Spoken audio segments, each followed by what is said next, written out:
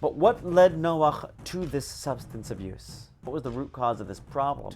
The world has gone haywire. There is immorality galore. It's at a point where God says, I need to start over. We're going to reboot. He's going to save Noach and his family. And that's it. Noach builds the ark. And Noach is cooped up on this ark for an entire year. Noach is finally instructed to leave the ark when this flood subsides. And what is the first thing that Noach does? He plants a vineyard. He creates wine. He drinks. He gets drunk. He gets very drunk. He passes out naked in his tent. His son, Ham, sees him and engages in immoral behavior with Noach. Why did he go for the alcohol? What was going on? The Radak, Rav David Kimchi, commentary on the Torah from the 13th century, points out that the Torah is telling us this because this is important. It's fundamental. We have to understand the dangers. But what led Noach to this substance abuse? What was the cause of this? What was the root cause of this problem? Various commentaries approach this from different angles. For example, the Chassam Sofer says that he was planting a vineyard because he wanted to do nisuch hayayin. He wanted to do wine libation as they would later in the Beis Hamikdash, many, many years later. He wanted to perform a service to God. And his mistake was he took a sip from the wine prior to performing the service. He got carried away and it was too much. That was the root cause of, from the perspective of the Chassam Sofer, in which case he probably should have prioritized the service and saved the drink for later, and maybe things would have turned out better. Right? Maybe he shouldn't have been so lustful with the wine. Maybe he should have been a little bit more patient and focused. That's the Chassam Sofer's approach. Kli Yakar has a little bit more of a spiritual approach, basing on various midrashim, that the Satan possessed Noach and abducted him. The Satan is the heavenly prosecutor, essentially the Yetzer Hara, and he basically got tempted to do something he really shouldn't have done, and almost fell into the same trap that Adam and Eve had fallen into.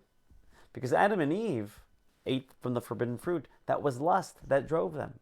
And Noach fell into that same trap. In fact, there is an opinion in the Talmud that the forbidden fruit that Adam and Eve had partook from was grapes, and that they made wine.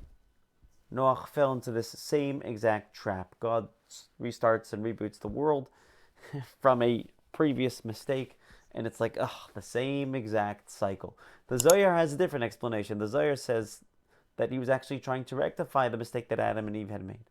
Adam and Eve had engaged in the forbidden fruit and developed self-consciousness, self-awareness, a deep sense of self-awareness, a harmful sense of self-awareness, to the point that it ended up leading to intense immorality that God had to start over from, literally 10 generations later. So Noach said, how about I get drunk? How about I escape self-awareness? I escape self-consciousness. And I could be passed out naked on the floor, just like Adam and Eve were prior to that sin from the tree of knowledge. This is the perspective that the Zohar examines the story from. What I found interesting was the perspective that Rashi had in approaching this problem. Because Rashi doesn't actually approach the problem. Rashi just tells us the solution. If you look at the verse itself, it says, Vayachel Noach ish ha'adama. Noach, the man of the field, had begun Vayitakarem, and he planted a vineyard. And Rashi says, well, why does it say Vayachel, and he began? Why doesn't it just tell us he planted a vineyard? Why he began to plant a vineyard? The word Vayachel is a variation on the word of chulin, profane. He made himself profane. How did he make himself profane? Rashi doesn't tell us the root cause. Doesn't tell us what happened in Noach's life that led to his alcohol substance abuse. Doesn't tell us that he was dealing with trauma. He doesn't tell us that he was cooped up on a boat for an entire year with animals and no one else but his family, and maybe he needed to relax a little bit. He didn't tell us the root cause of the issue. He tells us the cause of the potential solution.